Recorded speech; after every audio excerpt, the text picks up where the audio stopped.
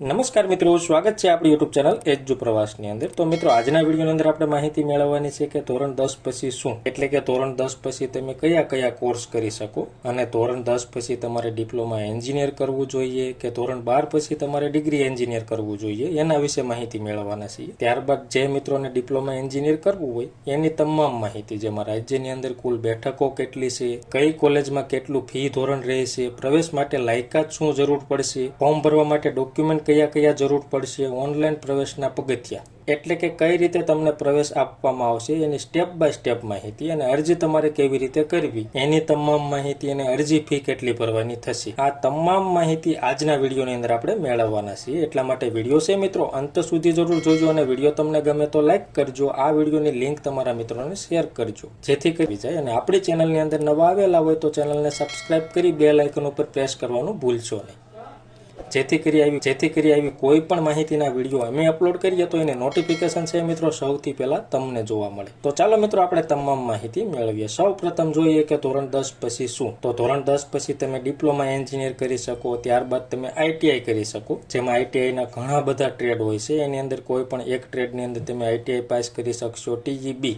એટલે કે technical examination board, ટેકનિકલની લાયકાત તમારે કોઈ પણ કોર્સની અંદર મેળવવી હોય તો એ પણ તમે મેળવી શકશો। અને આઈઆરટીઆર એટલે કે ઇન્ડો જર્મન ટૂલ રૂલ, એમાં પણ તમને ઘણી બધી તાલીમની સંસ્થાઓ કાર્યરત છે, જેમાં ટેકનોલોજી સેન્ટરને લગતા ઘણા બધા કોર્સ થાય છે, એ પણ તમે કરી શકશો। ત્યારબાદ ઉદ્યોગ સાહસિકતા એટલે કે પોતાનો નાનો મોટો વ્યવસાય ધંધો ચાલુ કરવો હોય એના માટેનો અભ્યાસ પણ તમે કરી શકો। અને ધોરણ 11 અને 12 આ તમામ કોર્સ તમે ધોરણ 10 પછી કરી શકો, જેમાં 11-12 પછી તમારે શું કરવાનું તો કે સ્નાતકની ડિગ્રી એટલે કે બીએ, બીકોમ, બીએસસી, બીબીએ, બીસીએસસી એવી કોઈ પણ તમે સ્નાતકની લાયકાત મેળવી શકો। 11-12 સાયન્સ વિભાગમાં તમે કરેલું હોય તો તમે મેડિકલની લાયકાત એટલે કે એમબીબીએસ છે, ડેન્ટલ છે, બીએએમએસ છે, બીએસએમએસ છે, બીએસસી નર્સિંગ છે, એવી મેડિકલ લાઇનની ડિગ્રી તમે મેળવી શકો। ત્યારબાદ તમે ડિગ્રી એન્જિનિયર પણ કરી શકો, અને ડિપ્લોમા એન્જિનિયર પછી તમે શું કરી શકો એના વિશે માહિતી મેળવીએ તો કે ડાયરેક્ટ તમને રોજગાર અને નોકરીની તક મળવા પાત્ર રહેશે। ડિપ્લોમા પૂરું થાય એટલે તરત તમને નોકરી મળવા પાત્ર રહેશે। ઉદ્યોગ સાહસિકતા પણ તમને મળવા પાત્ર રહેશે, એટલે કે તમે પોતાનો નાનો મોટો વ્યવસાય ધંધો ચાલુ કરી શકશો, અને ત્યારબાદ તમે ડિગ્રી એન્જિનિયર પણ કરી શકશો। ડિપ્લોમા પૂરું થાય ત્યારબાદ 2 વર્ષનું તમે ડિગ્રી એન્જિનિયરની ડિગ્રી મેળવી શકશો। તો આવી રીતે છે મિત્રો ધોરણ 10 પછી શું કરવું એના વિશે માહિતી મેળવી। હવે આપણે આગળ જોઈએ તો કે ધોરણ 10 પછી તમારે ડિપ્લોમા એન્જિનિયર કે ધોરણ 12 પછી ડિગ્રી એન્જિનિયર કરવું જોઈએ એના વિશે વાત કરીએ તો કે ડિગ્રી એન્જિનિયરમાં જોઈએ તો તમારે શાળાકીય ભણતર પછી 4 વર્ષનું ભણતર,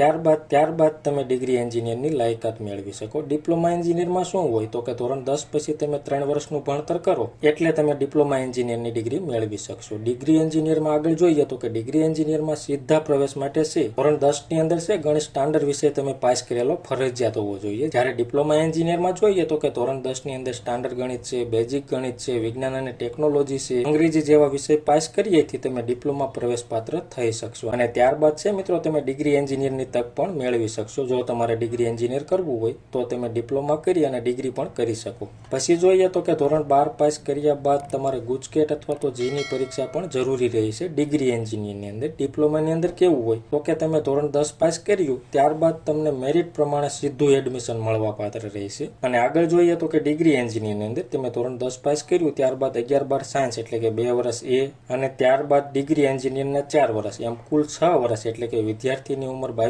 વર્ષ થાય ત્યારબાદ તમને નોકરી કે ધંધાની તક મળશે। એવી જ રીતે ડિપ્લોમામાં જોઈએ તો કે ધોરણ 10 પાસ કર્યું ત્યારબાદ તમારે 3 વર્ષનું ડિપ્લોમા કરવાનું, એટલે કે વિદ્યાર્થીની ઉંમર 19 વર્ષ થાય ત્યારબાદ જો તમને જરૂર જણાય તો તમે સારી નોકરી અને ધંધાની તક મેળવી શકશો। તો આવી રીતે છે મિત્રો ડિગ્રી એન્જિનિયર અને ડિપ્લોમા એન્જિનિયરમાં તફાવત છે। હવે તમારે નિર્ણય કરવાનો છે કે તમારા માટે યોગ્ય શું, ડિપ્લોમા એન્જિનિયર કરવું છે કે ડિગ્રી એન્જિનિયર કરવું છે। જો તમારે ડિપ્લોમા એન્જિનિયર કરવું છે તો એના વિશે આપણે તમામ માહિતી મેળવીએ। રાજ્યની અંદર છે મિત્રો કુલ બેઠકો કેટલી તો કે રાજ્યની અંદર છે ડિપ્લોમા એન્જિનિયરિંગ માટે કુલ 3 પ્રકારની સંસ્થાઓ છે, જેમાં સરકારી છે, અનુદાનિક છે અને સ્વનિર્ભર એટલે કે પ્રાઇવેટ છે। જેમાં સરકારી જોઈએ તો કે કુલ 31 સંસ્થાઓ છે, 20,698 બેઠકો છે, અને 5 સંસ્થાઓ છે મિત્રો અનુદાનિક છે જેની અંદર 1,515 બેઠકો છે। સ્વનિર્ભરની વાત કરીએ તો કે કુલ 113 સંસ્થાઓ છે, કુલ બેઠકો છે મિત્રો 47,010 સ્વનિર્ભર એટલે કે પ્રાઇવેટ સંસ્થાઓની અંદર બેઠકો છે. આવી રીતે રાજ્યની અંદર કુલ 149 સંસ્થાઓ છે અને 69,223 બેઠકો છે. જેમાં આપણે વાત કરીએ કોલેજ વાઇઝ ફીનું ધોરણ શું રહેશે, તો કે સરકારી સંસ્થાઓમાં છે વિદ્યાર્થીઓ માટે વાર્ષિક ફી 1,000 રહેશે અને વિદ્યાર્થીનીઓ માટે કોઈ ફી રહેશે નહીં. અને સ્વનિર્ભર સંસ્થાઓમાં વાર્ષિક ફી જોઈએ તો કે 25,000 થી લઈ અને 62,000 એ અલગ અલગ પ્રાઇવેટ સંસ્થાઓ હોય એના આધારે નક્કી કરવામાં આવેલી હોય. એટલે કે 25,000 થી લઈ 62,000 સુધીમાં જે પ્રાઇવેટ સંસ્થાઓ હોય એની અંદર તમે ડિપ્લોમાની ડિગ્રી મેળવી શકશો. હવે આપણે વાત કરીએ ડિપ્લોમામાં તમારે પ્રવેશ મેળવવો હોય તો લાયકાત શું, તો કે ગણિત છે, બેઝિક ગણિત છે, સ્ટાન્ડર્ડ ગણિત છે, તેમજ વિજ્ઞાન અને ટેકનોલોજી છે અને અંગ્રેજી છે. આ વિષય સાથે છે મિત્રો તમે ધોરણ 10 ની પરીક્ષા પાસ કરેલી હોવી જોઈએ અને આ 3 વિષયના માર્કની ગણતરી કરી અને તમારું મેરિટ તૈયાર કરવામાં આવશે અને એના આધારે તમને એડમિશન આપવામાં આવશે. હવે વાત કરીએ પ્રવેશ ફી કેટલી ભરવાની થશે, તો કે તમામ વિદ્યાર્થીઓને 250 રૂપિયા પ્રવેશ ફી ભરવાની થશે. જે ફી તમારે ઓનલાઈન મોડ એટલે કે નેટ બેન્કિંગ, એટીએમ અથવા યુપીઆઈ આઈડી થી ફક્ત ઓનલાઈન મોડથી ભરવાની રહેશે. અને મિત્રો તમારે ફોર્મ કેવી રીતે ભરવું એની પ્રેક્ટિકલી પીડીએફ છે, તમામ કોર્સની બુકલેટ છે અને તમામ કોર્સની જાહેરાત છે. એ તમામ માહિતી તમારે જોઈતી હોય તો આપણી ટેલિગ્રામ ચેનલ છે જે એજ્યુ પ્રવાસ નામની, એની લિંક નીચે ડિસ્ક્રિપ્શનમાં આપેલી છે. એના ઉપર ક્લિક કરી તમે આપણી ટેલિગ્રામ ચેનલમાં જઈ આ તમામ પીડીએફ ડાઉનલોડ કરી ઘર બેઠા તમારે ફોર્મ કેવી રીતે ભરવું એ માહિતી મેળવી અને ઘર બેઠા ફોર્મ ભરી શકશો. હવે આપણે વાત કરીએ ફોર્મ ભરવા માટે જરૂરી ડોક્યુમેન્ટ કયા તો કે ધોરણ 10 ની માર્કશીટ છે, સ્કૂલ લિવિંગ સર્ટિફિકેટ છે, જાતિનું પ્રમાણપત્ર છે જે એસસી છે, એસટી છે, ઓબીસી છે, ઈડબ્લ્યુએસ કેટેગરીના ઉમેદવારો હોય એને જાતિનું પ્રમાણપત્ર જરૂર પડશે. નોન ક્રિમિનલ ફક્ત ઓબીસી કેટેગરીના ઉમેદવારોને જરૂર પડશે. આવકનું પ્રમાણપત્ર છે, પાસપોર્ટ સાઇઝનો ફોટોગ્રાફ છે, સહીનો નમૂનો છે, આધાર કાર્ડ છે, મોબાઈલ નંબર છે અને ઈમેલ આઈડી છે.